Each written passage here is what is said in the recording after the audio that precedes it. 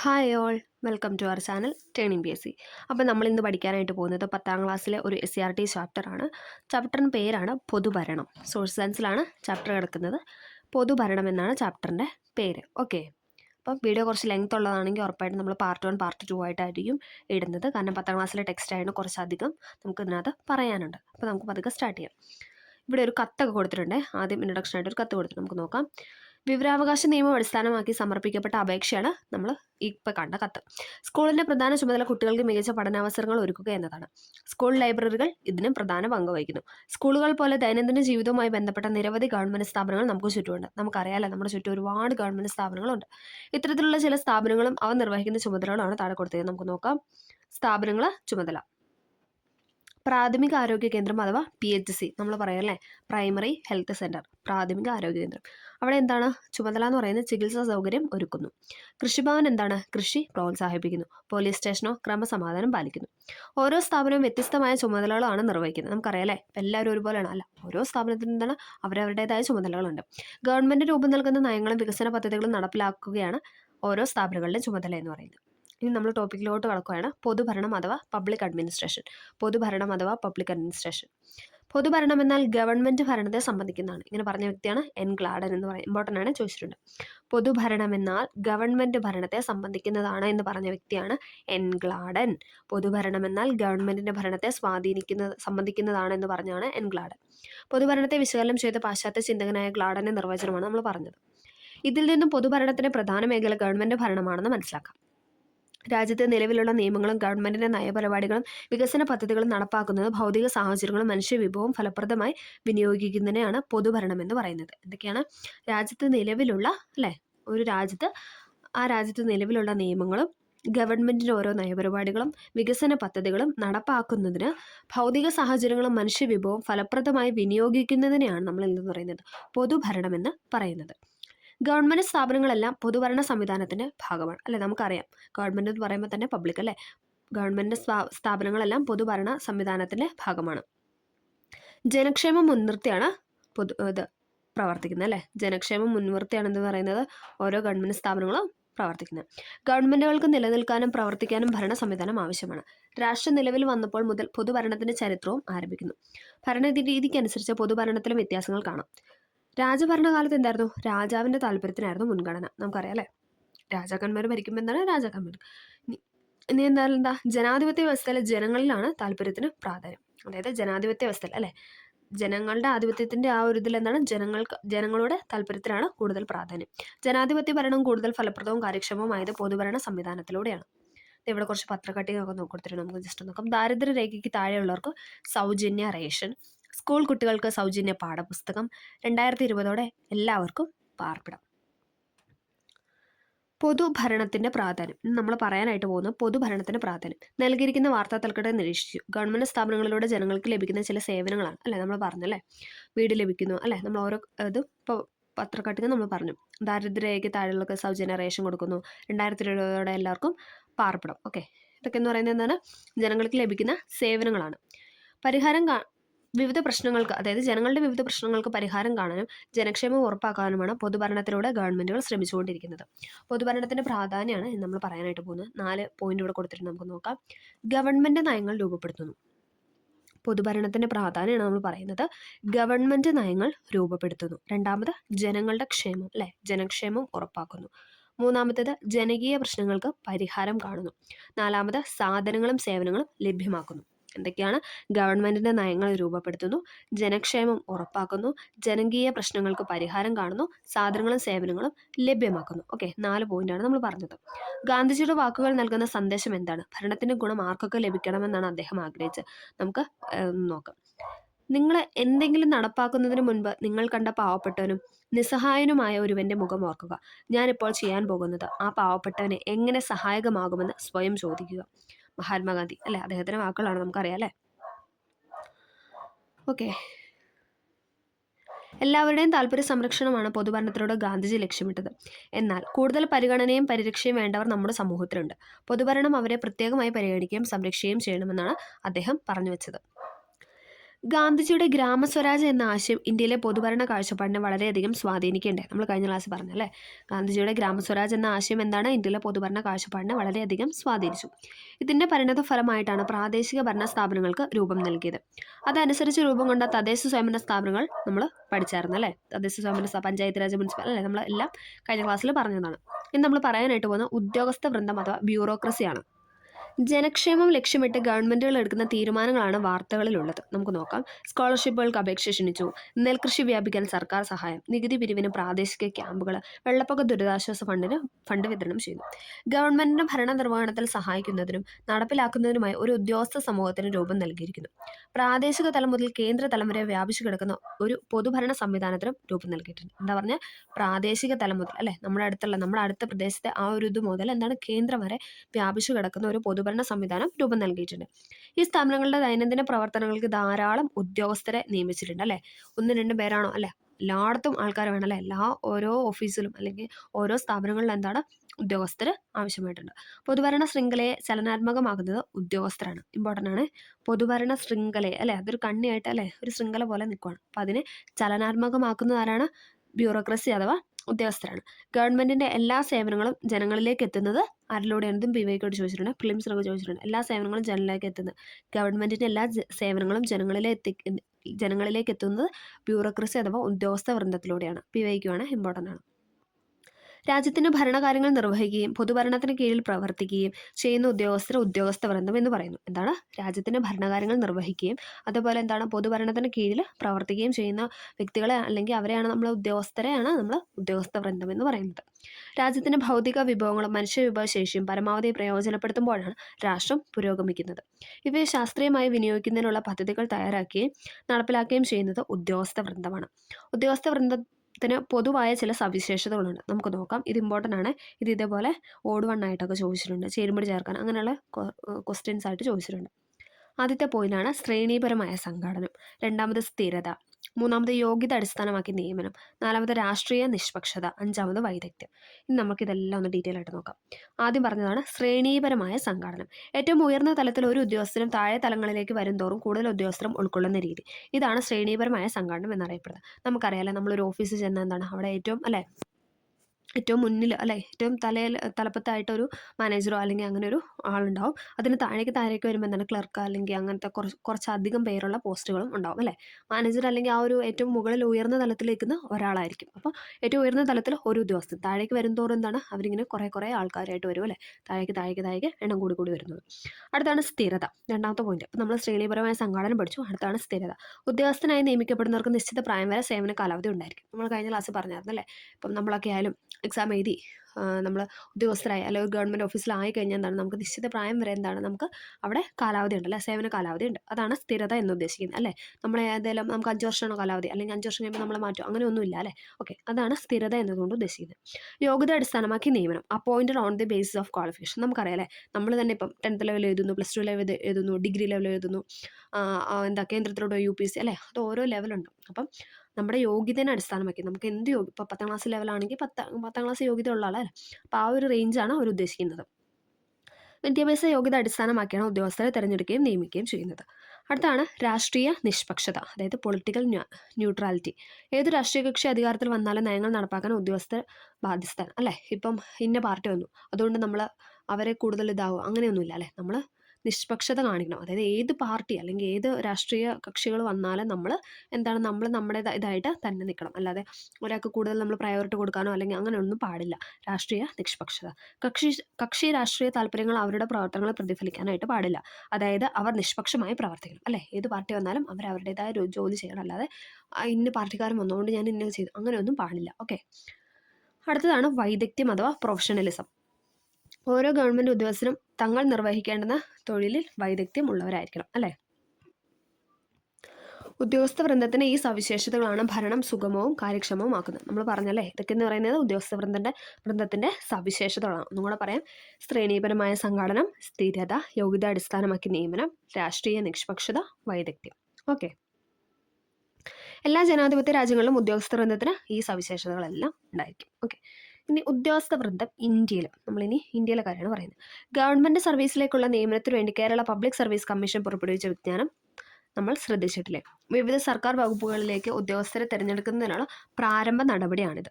തുടർന്ന് മത്സര പരീക്ഷയുടെ അഭിമുഖത്തിന്റെ അടിസ്ഥാനത്തിൽ ഏറ്റവും യോഗ്യരായവരെ തിരഞ്ഞെടുത്ത് വിവിധ ഗവൺമെന്റ് ഓഫീസുകളിൽ നിയമിക്കുന്നു. നമ്മൾ പറഞ്ഞല്ലേ, ഇത്തരത്തിൽ നിയമിക്കപ്പെടുന്നവരെല്ലാം ഇന്ത്യയിലെ സിവിൽ സർവീസിന്റെ ഭാഗമാണ്. ഓക്കെ, കേന്ദ്ര ഗവൺമെന്റിനെ സംസ്ഥാന ഗവൺമെന്റിനെ കീഴിൽ പ്രവർത്തിക്കുന്ന മുഴുവൻ ഉദ്യോഗസ്ഥരും വിവിധ പൊതുമേഖലാ സ്ഥാപനങ്ങളിലോ ഉദ്യോഗസ്ഥരും ഇന്ത്യയുടെ സിവിൽ സർവീസിന്റെ ഭാഗമാണ് അല്ലേ. അപ്പം നമ്മളൊക്കെ ജോലിയിൽ കയറി എന്താണ് നമ്മളൊക്കെ എന്ന് പറയുന്നത് ഇന്ത്യൻ സിവിൽ സർവീസിന്റെ ഭാഗമാണ് അല്ലേ, ഉദ്യോഗസ്ഥരാണ്. ഇന്ത്യയിലെ സിവിൽ സർവീസിന്റെ വർഗീകരണം നമുക്ക് നോക്കാം. ഇമ്പോർട്ടൻ്റ് ആണ് ഈ ചാർട്ട്, ഇതുപോലെ ചോദിച്ചിട്ടുണ്ട്, ഇമ്പോർട്ടൻ്റ് ആണ് കേട്ടോ. ഇന്ത്യൻ സിവിൽ സർവീസ്: അഖിലേന്ത്യാ സർവീസ്, കേന്ദ്ര സർവീസ്, സംസ്ഥാന സർവീസ്. എന്തൊക്കെയാണ്? ഇന്ത്യൻ സിവിൽ സർവീസ് നമ്മൾ 3ആയിട്ട് തിരിച്ചിട്ടുണ്ട്. അഖിലേന്ത്യാ സർവീസ്, കേന്ദ്ര സർവീസ്, സംസ്ഥാന സർവീസ്. നമുക്ക് ഓരോന്ന് നോക്കാം. ആദ്യം തന്നെ അഖിലേന്ത്യാ service, all India civil service. ദേശീയ തലത്തിൽ തിരഞ്ഞെടുക്കുന്നു അല്ലേ. ഓൾ ഇന്ത്യ എന്ന് കേൾക്കുമ്പോൾ തന്നെ നമുക്കറിയാം അത് ദേശീയ തലത്തിലാണ് അല്ലേ. കേന്ദ്ര സർവീസിലേക്കോ സംസ്ഥാന സർവീസിലേക്കോ നിയമിക്കപ്പെടുന്നു. ഇതാണ് നമ്മൾ പഠിക്കേണ്ടത്. ഈ പോയിന്റ് ഓർത്തിരിക്കണം. കേന്ദ്ര സർവീസിലേക്കും വരാം, സംസ്ഥാനത്തിലോട്ട് വരാം, സെൻട്രലും വരാം, സ്റ്റേറ്റും വരാം. അഖിലേന്ത്യ എന്ന് പറയുമ്പോൾ ഓൾ ഇന്ത്യയിലെ. അപ്പോൾ ഇന്ത്യയിൽ എന്ന് പറയുമ്പോൾ നമ്മൾ എടുക്കുമ്പോൾ എന്താണ്, 2 രീതിയുണ്ട്. സ്റ്റേറ്റും ഉണ്ട്, അവിടെ നമ്മൾ ഇന്ത്യ എന്നുള്ള പാർട്ടും എടുക്കണം. ഓക്കെ, അപ്പോൾ അത് വെച്ചിട്ട് കണക്ട് ചെയ്യുക. ഓൾ ഇന്ത്യ എന്ന് പറയുമ്പോൾ എന്താണ്, കേന്ദ്ര സർവീസിലാവാം, അതേപോലെ തന്നെ സംസ്ഥാന സർവീസിലാവും. ഇതിൻ്റെ എക്സാമ്പിളാണ് കൂടുതലും ചോദിച്ചിട്ടുള്ളത്. ഇന്ത്യൻ അഡ്മിനിസ്ട്രേറ്റീവ് സർവീസ് അഥവാ IAS അല്ലേ, അത് ഒന്നെങ്കിൽ എന്താണ് കേന്ദ്ര സർവീസിലൊക്കെ എടുക്കാം, അല്ലെങ്കിൽ സംസ്ഥാന സർവീസിലേക്കും തിരഞ്ഞെടുക്കപ്പെടാം. Indian police service IPS. അപ്പം IAS IPS എന്ന് പറയുന്നത് ഓൾ ഇന്ത്യ സർവീസിന് എക്സാമ്പിളാണ്. അടുത്തതാണ് കേന്ദ്ര സർവീസ്. അപ്പോൾ പേര് തന്നെയാണ് കേന്ദ്ര സർവീസ് എന്ന് പറയുമ്പോൾ കേന്ദ്രത്തിലോട്ട് മാത്രമേ അവർ എടുക്കത്തുള്ളൂ. ഓക്കെ, അത് വെച്ച് കണക്ട് ചെയ്യുക. ദേശീയ തലത്തിൽ തിരഞ്ഞെടുക്കുന്നു. കേന്ദ്രം എന്ന് പറയുമ്പോൾ നമുക്കറിയാം അതും ദേശീയ തലത്തിൽ തന്നെയാണ്. കേന്ദ്ര ഗവൺമെൻറ് മാത്രം അധികാരമുള്ള ഭരണവകുപ്പുകളിൽ നിയമിക്കപ്പെടും അല്ലേ. അവർ സ്റ്റേറ്റിലോട്ട് വിടത്തില്ല, അവരെന്തായാലും കേന്ദ്രത്തിൽ മാത്രമേ അവരെ നിർത്തത്തുള്ളൂ. അതിന് എക്സാമ്പിളാണ് Indian foreign service, Indian railway service. Foreign സർവീസും റെയിൽവേ സർവീസും എന്നൊക്കെ പറയുന്നത് എന്താണ്, കേന്ദ്ര സർവീസിന് എക്സാമ്പിളാണ്. ഓക്കെ, ക്ലിയർ ആയെന്ന് പ്രതീക്ഷിക്കുന്നു. ഓൾ ഇന്ത്യ എന്ന് പറയുമ്പോൾ നമ്മൾ ഇന്ത്യനെ അതായത് ഇന്ത്യ എന്നും എടുക്കണം, അതേപോലെ തന്നെ ഓരോ സ്റ്റേറ്റും എടുക്കണം. അപ്പോൾ നമുക്ക് മനസ്സിലാവും കേന്ദ്ര സർവീസും ഉണ്ട്, സ്റ്റേറ്റും ഉണ്ട്. അതേസമയം കേന്ദ്ര സർവീസ് ആണ് തന്നിരിക്കുന്നതെങ്കിൽ എന്താണ്, അത് അവരെ കേന്ദ്രത്തിലോട്ട് മാത്രമേ തിരഞ്ഞെടുക്കത്തുള്ളൂ. അപ്പോൾ എന്തായിരിക്കും സംസ്ഥാന സർവീസ് അല്ലേ, സംസ്ഥാനത്തിലോട്ടായിരിക്കും തിരഞ്ഞെടുക്കുന്നത്. നമുക്ക് നോക്കാം. സംസ്ഥാന തലത്തിൽ തിരഞ്ഞെടുക്കുന്നു. സംസ്ഥാന ഗവൺമെൻറ്റിന് കീഴിൽ വരുന്ന വകുപ്പുകളിൽ നിയമിക്കപ്പെടുന്നു. സെയിൽസ് ടാക്സ് ഓഫീസറാണ് സംസ്ഥാന സർവീസ് അഥവാ സ്റ്റേറ്റ് സർവീസിന് എക്സാമ്പിൾ. ക്ലിയർ ആയെന്ന് പ്രതീക്ഷിക്കുന്നു. ഓൾ ഇന്ത്യ എന്ന് പറയുമ്പോൾ കേന്ദ്രവും ഉണ്ട്, സ്റ്റേറ്റും ഉണ്ട്. കേന്ദ്ര സർവീസ് എന്ന് പറയുമ്പോൾ കേന്ദ്രം മാത്രം, സ്റ്റേറ്റ് സർവീസ് എന്ന് പറയുമ്പോൾ സ്റ്റേറ്റ് മാത്രം. ഓക്കെ, ക്ലിയർ ആയെന്ന് പ്രതീക്ഷിക്കുന്നു. എക്സാമ്പിളൊക്കെ എല്ലാവരും നോക്കി വയ്ക്കുക. കേന്ദ്ര സർവീസിലേക്കും അഖിലേന്ത്യാ സർവീസിലേക്കും ഉദ്യോഗസ്ഥരെ തിരഞ്ഞെടുക്കുന്നത് യൂണിയൻ പബ്ലിക് സർവീസ് കമ്മീഷനാണ്. നമുക്കറിയാം അല്ലേ, കേന്ദ്ര സർവീസിലേക്കും അല്ലെങ്കിൽ ഓൾ ഇന്ത്യ സർവീസിലേക്കും ഒക്കെ ഉദ്യോഗസ്ഥരെ തിരഞ്ഞെടുക്കുന്നത് അല്ലേ UPSC എക്സാം എഴുതിയിട്ടാണ്. കമ്മീഷന്റെ ചെയർമാനെ അംഗങ്ങളെ നിയമിക്കുന്ന രാഷ്ട്രപതിയാണ്. നമ്മൾ രാഷ്ട്രപതിയെ കുറിച്ച് പഠിച്ചപ്പോൾ പറഞ്ഞായിരുന്നു. രാഷ്ട്രപതിയാണ് എന്താന്ന് പറയുന്നത് UPSC കമ്മീഷൻ ചെയർമാനെ അതേപോലെ തന്നെ അംഗങ്ങളെയൊക്കെ നിയമിക്കുന്നത്. യോഗ്യതയുടെ അടിസ്ഥാനത്തിൽ ഉദ്യോഗാർത്ഥികളെ തിരഞ്ഞെടുക്കാൻ വിപുലമായ സംവിധാനങ്ങൾ UPSCക്ക് ഉണ്ട്. ഇനി നമ്മൾ അടുത്ത് പറയാൻ പോകുന്നത് നിങ്ങൾക്ക് കളക്ടർ ആവുക. അങ്ങനെ ഒരു ബോക്സാണ്, നമുക്ക് നോക്കാം അല്ലേ. നിങ്ങൾക്ക് കളക്ടർ ആകാം. ജില്ലയിലെ ഏറ്റവും ഉയർന്ന ഭരണാധികാരിയാണ് ജില്ലാ കളക്ടർ. നമുക്കറിയാലേ, ജില്ലാ കളക്ടർ എന്ന് പറയുമ്പോൾ എന്താണ്, ജില്ലയിലെ ഏറ്റവും ഉയർന്ന ഭരണാധികാരി. IAS കോഡറിലുള്ളവരെയാണ് IAS കേഡറിലുള്ളവരെയാണ് കളക്ടറായിട്ട് നിയമിക്കുക. സോറി കേട്ടോ, IAS കേഡറിലുള്ളവരെയാണ് എന്തെന്ന് പറയുന്നത് നമ്മൾ കളക്ടറായിട്ട് നിയമിക്കുന്നത്. ഇതിനായി UPSC നടത്തുന്ന മത്സര പരീക്ഷ സിവിൽ സർവീസ് പരീക്ഷ എന്നറിയപ്പെടുന്നു അല്ലേ. നമുക്കറിയാം UPSC നടത്തുന്ന പരീക്ഷ നമ്മൾ പൊതുവായിട്ട് സിവിൽ സർവീസ് എക്സാം എന്നല്ല പറയുന്നത്. ഏതെങ്കിലും വിഷയത്തിലുള്ള സർവകലാശാല ബിരുദമാണ് പരീക്ഷയ്ക്ക് അപേക്ഷിക്കാനുള്ള അടിസ്ഥാന യോഗ്യത അല്ലേ. ഏതെങ്കിലും ഒരു ഡിഗ്രിയാണ് അവർ പറയുന്നത്. യോഗ്യത എന്ന് പറയുന്നത് ഡിഗ്രിയാണ്. മത്സര പരീക്ഷയിലൂടെയും അഭിമുഖത്തിലൂടെയും ഉയർന്ന റാങ്ക് ലഭിക്കുന്നവർക്ക് IAS കേഡറിൽപ്പെടുത്തി പരിശീലനം നൽകുന്നു. ഉയർന്ന പോലീസ് മേധാവിയുടെ യോഗ്യതനായ IPS കേഡറിലുള്ളവരെ തിരഞ്ഞെടുക്കുന്നതും ഇതേ പരീക്ഷയിലൂടെയാണ്. ഓക്കെ, നമുക്കറിയാവുന്ന കാര്യമാണല്ലേ. നോക്കാം.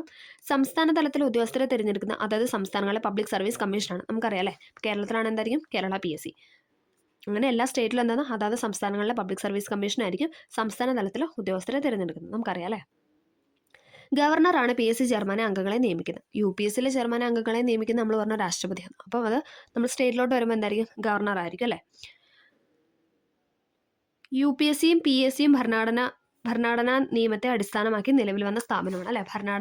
ഭരണഘടനയിൽ അവരെക്കുറിച്ച് പ്രതിപാദിക്കുന്നുണ്ട് അല്ലേ. UPSCനെ കുറിച്ചും PSCനെ കുറിച്ചൊക്കെ പറയുന്നുണ്ട്. അതുകൊണ്ട് തന്നെ അതൊരു ഭരണഘടനാ സ്ഥാപനമാണ്. അതിനാൽ ഇവയെ ഭരണഘടനാ സ്ഥാപനങ്ങൾ എന്ന് പറയുന്നു. ഓക്കെ, ഉദ്യോഗസ്ഥ വൃന്ദത്തിന് പ്രധാന സവിശേഷതകളിൽ ഒന്നായ ശ്രേണീപരമായ സംഘടനം ഭരണതലത്തിൽ തീരുമാനങ്ങൾ എടുക്കുന്നതിൽ കാലതാമസം സൃഷ്ടിക്കാറുണ്ട്. ഇത്തരം പ്രശ്നങ്ങൾ പരിഹരിക്കാനും പൊതുജനങ്ങൾക്ക് മെച്ചപ്പെട്ട സേവനം എളുപ്പത്തിൽ ലഭിക്കാനും വേണ്ടി ചില നടപടികൾ ഗവൺമെൻറ് ആവിഷ്കരിച്ചിട്ടുണ്ട്. നമുക്ക് അതെന്തെല്ലാമാണെന്ന് നോക്കാം. ഓക്കെ, ഇവിടെ കേരള PSCയുടെ ഫോട്ടോയൊക്കെ കൊടുത്തിട്ടുണ്ട്. ഓക്കെ, ആദ്യത്തെ പോയിന്റ് എന്ന് പറയുന്നത് ഭരണ നവീകരണമാണ്. ഭരണനിർവഹണത്തിന്റെ കാര്യക്ഷമത വർദ്ധിക്കാനും സേവനങ്ങൾ സമയബന്ധിതമായി പൊതുജനങ്ങളിലേക്ക് ലഭ്യമാക്കാനും ഗവൺമെന്റുകൾ പല നടപടികളും സ്വീകരിച്ചിട്ടുണ്ട്. ഇവ ഭരണ നവീകരണം എന്നാണ് അറിയപ്പെടുന്നത്. എന്താണ്? നമുക്കൊന്നും കൂടെ പറയാം. ഭരണനിർവഹണത്തിൻ്റെ കാര്യക്ഷമത വർദ്ധിപ്പിക്കാനും അതോടൊപ്പം എന്താണ് സേവനങ്ങൾ സമയബന്ധിതമായി പൊതുജനങ്ങൾക്ക് ലഭ്യമാകാൻ അല്ലേ? നമ്മളിപ്പോൾ എന്തെങ്കിലും ഒരു കാര്യം നമുക്ക് ഓഫീസിൽ ചെന്ന് നമുക്കത് കിട്ടണമെങ്കിൽ എന്താണ് അത് നമുക്ക് ആ ഒരു സമയത്തിനുള്ളിൽ നമുക്ക് പൊതുജനങ്ങൾക്ക് ലഭ്യമാകണം അല്ലേ? അതിനൊക്കെ വേണ്ടിയിട്ട് ഗവൺമെൻറ്റുകൾ പല നടപടികളും സ്വീകരിച്ചിട്ടുണ്ട്. ഇവ ഭരണ നവീകരണം എന്നാണ് അറിയപ്പെടുന്നത്. അപ്പോൾ നമ്മൾ ഇതിനെയാണ് എന്തെന്ന് ഭരണ നവീകരണം എന്നുകൊണ്ട് പറയുന്നത്. ഭരണം കാര്യക്ഷമവും ജനസൗഹൃദപരമാക്കുകയാണ് ഇതിലൂടെ ഉദ്ദേശിക്കുന്നത്. ഇതിനായി ദേശീയ തലത്തിലും സംസ്ഥാന തലത്തിലും ഭരണപരിഷ്കാര കമ്മീഷനുകൾ രൂപീകരിക്കാറുണ്ട്. ഭരണ നവീകരണം ലക്ഷ്യമാക്കി നമ്മുടെ രാജ്യത്ത് നടപ്പിലാക്കിയ ചില പരിഷ്കാരങ്ങളാണ് ഇനി നമ്മൾ പഠിക്കാനായിട്ട് പോകുന്നത്. ആദ്യം തന്നെ ഗവേണൻസ് ആണ്. അതിന് മുന്നേ നമുക്ക് APJ അബ്ദുൽ കലാം പറഞ്ഞു അല്ലേ? അബ്ദുൽ കലാം സാർ പറഞ്ഞ് നമുക്കൊരു കോട്ട് നോക്കാം. സുതാര്യവും ചുറുചുറുക്കുമുള്ള ഗവൺമെൻറ് പദ്ധതി. എല്ലാവരിലും സുരക്ഷിതമായും വേഗത്തിലും ഡിപ്പാർട്ട്മെൻറ്റ് തലത്തിലുള്ള തടസ്സങ്ങളില്ലാതെയും എത്തുന്ന വിവരങ്ങൾ. എല്ലാ പൗരന്മാർക്കും യാതൊരു പക്ഷഭേദവും ഇല്ലാതെ വ്യക്തമായ സേവനം ലഭ്യമാക്കുന്ന പദ്ധതി. അതാണ് ഗവേണൻസ് കൊണ്ട് അദ്ദേഹം പറഞ്ഞു വെക്കുന്ന കാര്യം എന്ന് പറയാം. ഒന്നും കൂടെ പറയാം. സുതാര്യവും ചുറുചുറുക്കുമുള്ള ഗവൺമെൻറ് പദ്ധതി. എല്ലാവരിലും സുരക്ഷിതമായും വേഗത്തിലും ഡിപ്പാർട്ട്മെൻറ്റ് തലത്തിലുള്ള തടസ്സങ്ങളില്ലാതെയും എത്തുന്ന വിവരങ്ങൾ. എല്ലാ പൗരന്മാർക്കും യാതൊരു പക്ഷഭേദവും ഇല്ലാത്ത വ്യക്തമായ സേവനം ലഭ്യമാക്കുന്ന പദ്ധതി. ഇങ്ങനെ പറഞ്ഞ വ്യക്തിയാണ് ആരെന്ന് പറഞ്ഞാൽ അബ്ദുൽ കലാം സാർ. ഓക്കെ, നമ്മളിനി പറയാൻ പോകുന്നത് ഗവേണൻസ് ആണ്. ഗവേണൻസിനെ കുറിച്ച് മുൻ രാഷ്ട്രപതി APJ അബ്ദുൽ കലാമിൻ്റെ നിരീക്ഷണമാണ് കൊടുത്തിരിക്കുന്നത്. ശാസ്ത്ര സാങ്കേതിക രംഗത്ത് നാം കൈവരിച്ച പുരോഗതി ഭരണരംഗത്തും പ്രയോജനപ്പെടുത്തേണ്ടതുണ്ട്. ഇലക്ട്രോണിക് സാങ്കേതികവിദ്യയുടെ ഭരണരംഗത്തെ ഉപയോഗമാണ് ഗവേണൻസ് അല്ലേ? നമുക്കറിയാം ഇലക്ട്രോണിക് ഗവേണൻസ് എന്താണെന്നല്ലേ ഗവേണൻസ് എന്ന് പറയുന്നത്. ഇലക്ട്രോണിക് സാങ്കേതികവിദ്യയുടെ ഭരണരംഗത്തെ ഉപയോഗമാണ് ഗവേണൻസ്. ഇത് ഗവൺമെൻറ് സേവനങ്ങൾ വേഗത്തിലും എളുപ്പത്തിലും ലഭിക്കുന്നതിന് സഹായകമായി. ഹയർ സെക്കൻഡറി പ്രവേശനത്തിനുള്ള ഏകജാലക അപേക്ഷ അല്ലേ? എപ്പോഴും നമുക്ക് ചോദിക്കുന്നതാണ് അല്ലേ? നമ്മൾ SSLC ഒക്കെ കഴിഞ്ഞ് കഴിയുമ്പോൾ നമ്മൾ +1 അല്ലേ അഡ്മിഷന് വേണ്ടിയിട്ട് നമ്മൾ ഓൺലൈനായിട്ടല്ലേ ചെയ്യുന്നത്. വിവിധ സ്കോളർഷിപ്പുകൾക്കായുള്ള ഓൺലൈൻ അപേക്ഷ അല്ലേ? നമുക്കറിയാം എന്തെങ്കിലും സ്കോളർഷിപ്പ് കാര്യങ്ങളൊക്കെ പോകുന്നുണ്ടെങ്കിൽ നമ്മൾ അത് ഓൺലൈനായിട്ടാണ് ചെയ്യുന്നത്. ഇതൊക്കെ എന്ന് പറയുന്നത് എന്താണ്? ഗവേണൻസിന് ഉദാഹരണങ്ങളാണ്. ഗവേണൻസ് കൊണ്ട് പൊതുജനങ്ങൾക്ക് എന്തെല്ലാം നേട്ടങ്ങളുണ്ടെന്ന് നമുക്കൊന്ന് പരിശോധിക്കാം. വിവരസാങ്കേതിക വിദ്യയുടെ സഹായത്താൽ സേവനം നേടാം അല്ലേ? വിവരസാങ്കേതിക വിദ്യയുടെ സഹായത്താലാണ് സേവനം നേടുന്നത്. സേവനത്തിനായി സർക്കാർ ഓഫീസിൽ കാത്തു നിൽക്കേണ്ട അല്ലേ? നമുക്ക് പോയിട്ട് ക്യൂ നിന്ന് ഇപ്പം കുറച്ച് ഏജ്ഡായ ആൾക്കാരൊക്കെ ആണെങ്കിൽ അവരെന്താണ് അവർക്ക് ആ ഒരു സേവനത്തിന് വേണ്ടിയിട്ട് അവർ പോയിട്ട് ക്യൂ ഒക്കെ നിന്നല്ലേ കഷ്ടപ്പെടും. അപ്പോൾ അതൊന്നും വേണ്ട. പെട്ടെന്ന് നമുക്ക് അത് കിട്ടും. സർക്കാർ സേവനം കുറഞ്ഞ ചെലവിലും വേഗത്തിലും ലഭിക്കുന്നു. ഓഫീസുകളുടെ കാര്യക്ഷമതയും സേവനത്തിന് ഗുണമേന്മയും വർദ്ധിക്കുന്നു. ഇതൊക്കെയാണ് എന്തെന്ന് പറയുന്നത്? ഗവേണൻസ് കൊണ്ട് പൊതുജനങ്ങൾക്ക് ഉള്ള നേട്ടങ്ങൾ എന്ന് പറയുന്നത്. ഇതൊക്കെ നമ്മൾ അക്ഷയയിൽ പോയിട്ടല്ല ചെയ്യുന്നത്. നമ്മളെപ്പോഴും പറയാം അല്ലേ, അക്ഷയ പോയി ചെയ്താൽ മതി അല്ലേ? ഏതെങ്കിലുമൊക്കെ ഓഫീസ് പോകുമ്പോൾ അതുവഴി ഓൺലൈനായിട്ട് ചെയ്താൽ മതി എന്നല്ല കൂടുതലും പറയാം. അപ്പോൾ നമുക്ക് അക്ഷയ കേന്ദ്രം നോക്കാം. ഗവേണൻസിലൂടെ ഗവൺമെൻറ് നൽകുന്ന സേവനങ്ങൾ ജനങ്ങൾക്ക് പ്രയോജനപ്പെടുത്തുന്നതിനായി രൂപം നൽകിയിട്ടുള്ള സംരംഭമാണ് ഇതെന്ന് പറയുന്നത് അക്ഷയ കേന്ദ്രം. എന്താണ്? ഗവേണൻസിലൂടെ ഗവൺമെൻറ് നൽകുന്ന സേവനങ്ങൾ ജനങ്ങൾക്ക് പ്രയോജനപ്പെടുത്തുന്നതിനായി രൂപം നൽകിയിട്ടുള്ള സംരംഭമാണ് അക്ഷയ കേന്ദ്രം. ജനങ്ങളെ സാക്ഷരരാക്കുക അല്ലേ? ഇലക്ട്രോണിക് അല്ലേ? സാക്ഷരരാക്കുക എന്നതും അക്ഷയ കേന്ദ്രത്തിൻ്റെ ലക്ഷ്യമാണ്. ഇൻ്റർനെറ്റ് ഇലക്ട്രോണിക് സാങ്കേതിക വിദ്യയുടെ പ്രാഥമിക അറിവാണ് സാക്ഷരത അല്ലേ? ഇലക്ട്രോണിക് സാക്ഷരത. ഓക്കെ, ക്ലിയർ ആയെന്ന് പ്രതീക്ഷിക്കുന്നു. ഇന്ന് ഗവൺമെൻറ് ഓഫീസുകളിൽ സൗകര്യങ്ങൾ ലഭ്യമാണ്. കേരളത്തിൽ ഇതെല്ലാവർക്കും പ്രാപ്യമാക്കാനുള്ള അടിസ്ഥാന സൗകര്യങ്ങൾ അക്ഷയ കേന്ദ്രങ്ങളിലൂടെ ഉറപ്പുവരുത്തുന്നു. സാക്ഷരത വ്യാപകമാകുന്നതോടെ ഗവേണൻസ് വഴിയുള്ള സേവനങ്ങൾ വീട്ടിൽ നിന്ന് തന്നെ എല്ലാവർക്കും നേടാം. ഓക്കെ, ഇതൊക്കെ നമുക്ക് അറിയാം അല്ലേ? ഇനിയാണ് ഇമ്പോർട്ടൻ്റ് ആയ പോയിന്റ്, അറിയാനുള്ള അവകാശം. ഇമ്പോർട്ടൻ്റ് ആണ്, എല്ലാവരും ശ്രദ്ധിക്കണം. അറിയാനുള്ള അവകാശം അഥവാ റൈറ്റ് ടു ഇൻഫർമേഷൻ. ഇവിടെ ഒരു വിവരാവകാശ അപേക്ഷകളും മറുപടിയൊക്കെ കൊടുത്തിട്ടുണ്ട്. ഒരു കത്ത്, അതായത് നമ്മൾ ചാപ്റ്റർ തുടങ്ങിയപ്പോൾ ഒരു കത്തുണ്ടായിരുന്നല്ലേ? അപ്പോൾ അതിന് തിരിച്ചു കിട്ടിയ ഒരു വിവരാവകാശ മറുപടിയാണ്. ഏതൊരു സർക്കാർ സ്ഥാപനത്തിൽ നിന്നും അവയുടെ പ്രവർത്തനവുമായി ബന്ധപ്പെട്ട വിവരങ്ങൾ അറിയാം. ഇതിനുള്ള അവസരം ഒരുക്കിയത് 2005 വിവരാവകാശ നിയമമാണ്. അപ്പം വിവരാവകാശ നിയമം എന്നാ വന്നതെന്ന് വെച്ചാൽ 2005. ഇമ്പോർട്ടൻ്റ് ആണ്. ഇതില്ലാത്തൊരു PSC ക്വസ്റ്റ്യൻ ഇല്ല. ഏതൊരു ക്വസ്റ്റ്യൻ പേപ്പർ എടുത്താലും വിവരാവകാശ നിയമം അതിൻ്റെ വർഷം ചോദിച്ചിട്ടുണ്ട്, 2005. ഓക്കെ, അത് ഉറപ്പായിട്ട് എല്ലാവരും പഠിക്കണം. കാരണം PSCയിലോട്ട് തന്നെ എല്ലാവർക്കും അതറിയാം, പക്ഷെ എന്നിരുന്നാലും അത് പഠിക്കണം കേട്ടോ. രാജസ്ഥാനിലെ മസ്ദൂർ കിസാൻ ശക്തി സംഘാതൻ എന്ന സംഘടന നടത്തിയ പ്രവർത്തനങ്ങളാണ് വിവരാവകാശ നിയമനിർമ്മാണത്തിലേക്ക് നയിച്ചത്. ഇതും ചോദിച്ചിട്ടുണ്ട്. മസ്ദൂർ കിസാൻ ശക്തി സംഘടൻ എന്ന സംഘടന നടത്തിയ പ്രവർത്തനങ്ങളാണ് എന്തെന്ന് പറയുന്നത്? വിവരാവകാശ നിയമ നിർമ്മാണത്തിലേക്ക് നയിച്ചത്. വിവിധ സംഘടനകളുടെയും സാമൂഹിക പ്രവർത്തകരുടെയും ഇടപെടലുകളും 2005 വിവരാവകാശ നിയമത്തിന് വഴിയൊരുക്കി. ഇത് രാജ്യത്തെ പൗരന്മാർക്കെല്ലാം വിവരങ്ങൾ അറിയാനുള്ള അവകാശം ഉറപ്പുവരുത്തുന്നു. അപ്പോൾ 2005 വിവരാവകാശ നിയമം എന്താണ്? രാജ്യത്തിലെ പൗരന്മാർക്കെല്ലാം വിവരങ്ങൾ അറിയാനുള്ള അവകാശം ഉറപ്പുവരുത്തുന്ന നിയമമാണ് 2005 വിവരാവകാശ നിയമം. ഓക്കെ, ക്ലിയർ ആയെന്ന് പ്രതീക്ഷിക്കുന്നു. അഴിമതി നിയന്ത്രിക്കുന്നതിനും ഉദ്യോഗസ്ഥർക്കിടയിൽ ഉത്തരവാദിത്ത ബോധം ഉണ്ടാക്കുന്നതിനും ഗവൺമെൻറ് പ്രവർത്തനങ്ങൾ സുതാര്യമാക്കുന്നതിനും ഈ നിയമം ലക്ഷ്യമിടുന്നു. കൂടാതെ പൊതുസ്ഥാപനങ്ങളുടെ കൈവശമുള്ള വിവരങ്ങൾ ആവശ്യപ്പെടുന്ന പക്ഷം പൗരന്മാർക്ക് ലഭ്യമാക്കാനും ഈ നിയമത്തിലൂടെ കഴിയുന്നു അല്ലേ. എന്തെങ്കിലും ഒരു കാര്യം നമുക്ക് അറിയണമെങ്കിൽ എന്താണ് വിവരാവകാശ നിയമം വെച്ചിട്ട് നമുക്ക് അപേക്ഷ നൽകാം അല്ലേ. അങ്ങനെ അവരത് തിരിച്ചു മറുപടി നൽകും. ഓക്കെ, അപ്പം നമ്മളിനി പറയാൻ പോകുന്നത് വിവരാവകാശ കമ്മീഷനാണ്. വിവരാവകാശ കമ്മീഷൻ അഥവാ ഇൻഫർമേഷൻ കമ്മീഷൻ. ഓക്കെ, വിവരാവകാശ നിയമപ്രകാരമുള്ള അധികാരങ്ങൾ പ്രയോഗിക്കാനും ചുമതലകൾ നിർവഹിക്കാനും സംസ്ഥാന തലത്തിലും കേന്ദ്ര തലത്തിലും വിവരാവകാശ കമ്മീഷൻ രൂപം നൽകിയിട്ടുണ്ട്. എന്താ പറഞ്ഞത്, സംസ്ഥാന തലത്തിലും ഉണ്ട്, അതേപോലെ കേന്ദ്ര തലത്തിലും എന്താണ് വിവരങ്ങൾ അറിയാൻ വേണ്ടിയിട്ടുള്ള കമ്മീഷൻ നിലവിലുണ്ട്. അതിനാണ് നമ്മൾ വിവരാവകാശ കമ്മീഷൻ എന്ന് പറയുന്നത്. മുഖ്യ വിവരാവകാശ കമ്മീഷന് 10 കവിയാത്ത അംഗങ്ങളും വിവരാവകാശ കമ്മീഷൻ ഉണ്ടാവും. ഇതിങ്ങനെ ചോദിച്ചിട്ടുണ്ട്. 10 കുറയാത്ത എന്നൊരു സ്റ്റേറ്റ്മെന്റ് ആയിരുന്നു കഴിഞ്ഞൊരു എക്സാമിന് തന്ന് എല്ലാവർക്കും അത് കുഴപ്പത്തിലാക്കിയായിരുന്നു അല്ലേ. 10 കുറയാത്ത നമ്മൾ പെട്ടെന്ന് ശ്രദ്ധിക്കത്തില്ല. അപ്പം വിവരാവകാശ കമ്മീഷണറും അതായത് മുഖ്യ വിവരാവകാശ കമ്മീഷണറും 10 കവിയാത്ത അതായത് 10 കൂടാത്ത എന്നാണ് ഉദ്ദേശിച്ചത്. അതായത് 11 വരാൻ പാടില്ല. ഓക്കെ, 10 കൂടാത്ത അംഗങ്ങൾ 10 കവിയാത്ത അംഗങ്ങളുമാണ് വിവരാവകാശ കമ്മീഷനുള്ളത്. അതായത് ടോട്ടൽ 11 പേര് മുഖ്യ വിവരാവകാശ കമ്മീഷണറും 10 കവിയാത്ത അംഗങ്ങളും. ഓക്കെ, ഇമ്പോർട്ടൻ്റ് ആണ്, അത് പഠിക്കണം. നാം ആവശ്യപ്പെട്ട വിവരങ്ങൾക്ക് കൃത്യസമയത്തിനകം മറുപടി തരാതിരിക്കുകയോ നിരസിക്കുകയോ അപൂർണമായോ തെറ്റായതോ തൃപ്തികരമല്ലാത്തതോ ആയ മറുപടി തരികയോ ആണെങ്കിൽ വിവരാവകാശ കമ്മീഷന് അപ്പീൽ നൽകാവുന്നതാണ്. അപ്പോൾ എന്താണ്, നമ്മളൊരു വിവരം ചോദിച്ചു, അതെന്താണ് അവർ നമുക്ക് തൃപ്തി അല്ലേ, നമ്മൾ ഉദ്ദേശിച്ച പോലെ അല്ലെങ്കിൽ അത് വേറൊരു അർത്ഥത്തിൽ അല്ലെങ്കിൽ തെറ്റായിട്ടുള്ള രീതിയിലാണ് നമുക്കതിന് മറുപടി തന്നെങ്കിൽ നമുക്ക് എന്താണ് അപ്പീലിന് പോവാം അല്ലേ. അതാണ് അവർ പറഞ്ഞത്. ഇത് കമ്മീഷന് ബോധ്യപ്പെട്ടാൽ വിവരങ്ങൾ നൽകുന്നത് വരെ ഓരോ ദിവസവും എന്താണ് ബന്ധപ്പെട്ട ഉദ്യോഗസ്ഥന് മേൽ 250 രൂപ വീതം പിഴ ശിക്ഷ ചുമത്താൻ കമ്മീഷന് അധികാരമുണ്ട്. അതായത് പറഞ്ഞത്, നമ്മളൊരു കാര്യം ആവശ്യപ്പെട്ടു, അവർ തെറ്റായിട്ടൊക്കെ തന്നു, എന്നിട്ട് വീണ്ടും അവർ കാലതാമസം വരുവാണെങ്കിൽ എന്താണ് ഓരോ ദിവസവും അവർ 250 രൂപ വെച്ചിട്ട് ആ ഇത് ചോദിച്ച ആൾ വിവരാവകാശ നിയമത്തിന് വെച്ച ആൾക്ക് ആ ബന്ധപ്പെട്ട ആൾക്ക് കൊടുക്കണം. ആര് കൊടുക്കണം, ആ ഉദ്യോഗസ്ഥൻ കൊടുക്കണം. ഏത് ഉദ്യോഗസ്ഥരാണോ അതിനകത്ത് തെറ്റായിട്ട് തന്നത് ആ വ്യക്തി പിഴ കൊടുക്കേണ്ടതായിട്ടുണ്ട്. അതാണ് അവിടെ പറഞ്ഞു വെച്ചത്. ഒരു ദിവസം 250 രൂപ, മാക്സിമം 25,000 വരെയാണ്. ഓക്കെ, അതവിടെ തന്നിട്ടില്ല, എന്നാലും പറഞ്ഞതാണ് മാക്സിമം 25,000 വരെ. അപ്പോൾ നമുക്ക് എന്തൊക്കെയാണ് വിവരങ്ങൾ നോക്കാം അല്ലേ. ചില വിവരം അല്ലേ എല്ലാം ഒന്നും അങ്ങനെ നമുക്ക് തരാനൊന്നും പറ്റത്തില്ല അല്ലേ. ചില കാര്യങ്ങളുണ്ട് തരാൻ പറ്റില്ലാത്ത. അപ്പോൾ നമുക്ക് എന്തൊക്കെയാണ് വിവരത്തിൽ ഉൾപ്പെട്ടത് നമുക്കൊന്ന് ജസ്റ്റ് നോക്കാം.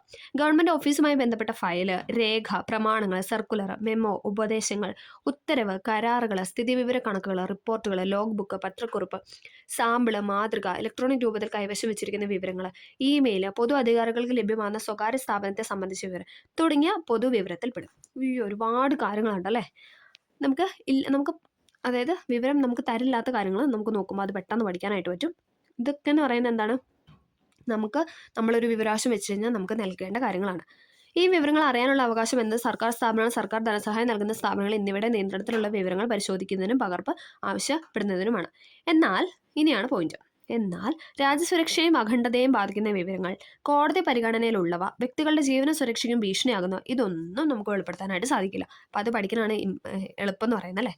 മറ്റേന്ന് പറഞ്ഞാൽ ഒരുപാട് ലിസ്റ്റ് ഉണ്ടല്ലേ, ഇതാകുമ്പോൾ കുറച്ചുള്ളൂ.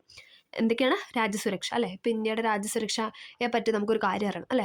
അതൊന്നും അങ്ങനെ റിവീൽ ചെയ്യാൻ പറ്റുന്നൊരു കാര്യമല്ല അല്ലേ. അപ്പോൾ അതൊന്നും നമുക്ക് ചോദിച്ചിട്ട് നമുക്ക് അറിയാനായിട്ട് പറ്റത്തില്ല. പിന്നെ എന്താണ്, കോടതിയിൽ അല്ലേ, ഇപ്പോൾ ഏതെങ്കിലും ഒരു കോടതിയിൽ ഒരു കാര്യം ഇരിക്കുകയാണ്, നമുക്ക് അതിനെപ്പറ്റി അറിയണം, അത് നടക്കില്ല അല്ലേ. കാരണം അത് കോടതിയിൽ ഇരിക്കുന്ന ഒരു കാര്യമാണ്. അപ്പോൾ അതിനെപ്പറ്റി അത് വെളിപ്പെടുത്താൻ പറ്റില്ല അല്ലേ. അപ്പോൾ അതും പറ്റത്തില്ല. പിന്നെ വ്യക്തികളുടെ ജീവനും സുരക്ഷയ്ക്കും, ഇപ്പോൾ ഏതൊരു വ്യക്തിയെ സംബന്ധിച്ച് അയാളുടെ ജീവൻ അല്ലെ സുരക്ഷയ്ക്ക് എതിരായിട്ടുള്ള ഒരു കാര്യം, അങ്ങനെയൊക്കെ നമ്മൾ അറിയാനായിട്ട് ശ്രമിച്ചാൽ എന്താണ്, അതൊന്നും നമുക്ക് വിവരങ്ങൾ നമുക്ക് നൽകപ്പെടില്ല. ഓക്കെ, ക്ലിയർ ആയെന്ന് പ്രതീക്ഷിക്കുന്നു.